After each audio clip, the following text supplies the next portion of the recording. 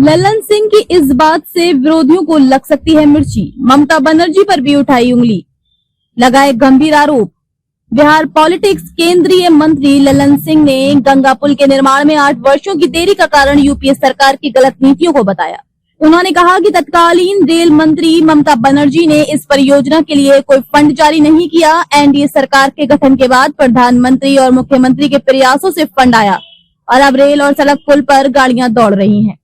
मुंगेर सांसद और केंद्रीय मंत्री राजीव रंजन उर्फ ललन सिंह ने कहा कि प्रधानमंत्री नरेंद्र मोदी और मुख्यमंत्री नीतीश कुमार की सोच ही हर क्षेत्र में विकास का आधार है। देश को आत्मनिर्भर बनाते हुए सशक्त भारत की परिकल्पना को प्रधानमंत्री ने साकार किया है। विकसित भारत बनाने का संकल्प अब धरातल पर दिख रहा है। इसी सोच का परिणाम है कि मेक इन इंडिया के तहत निर्मित वंदे भारत एक्सप्रेस से लोग यात्रा कर रहे हैं। केंद्रीय मंत्री बिहार के उप मुख्यमंत्री सम्राट चौधरी के साथ शनिवार को जमालपुर तक विस्तारित जमालपुर हावड़ा वंदे भारत एक्सप्रेस को हरी झंडी दिखाने यहां पहुंचे थे। केंद्रीय मंत्री ने कहा कि मुंगेर के लोगों की लंबे समय से मांग थी कि जमालपुर जंक्शन से वंदे भारत एक्सप्रेस का परिचालन शुरू हो। हाल ही में जब रेल मंत्री जमालपुर आए थे तब इस विषय पर चर्चा हुई थी।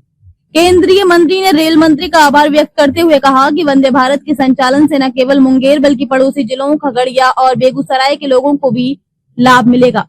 छोटे और बड़े व्यापारियों को भी कारोबार में सहूलियत मिलेगी। उन्होंने स्वतंत्रता दिवस पर प्रधानमंत्री द्वारा व्यापारियों से स्वदेश निर्मित सामान बेचने की अपील का उल्लेख किया। कहा कि जब तक हम देश में बने उत्पादों पर निर्भरता नहीं लाएंगे तब तक आत्मनिर्भर भारत की परिकल्पना पूरी नहीं हो सकती।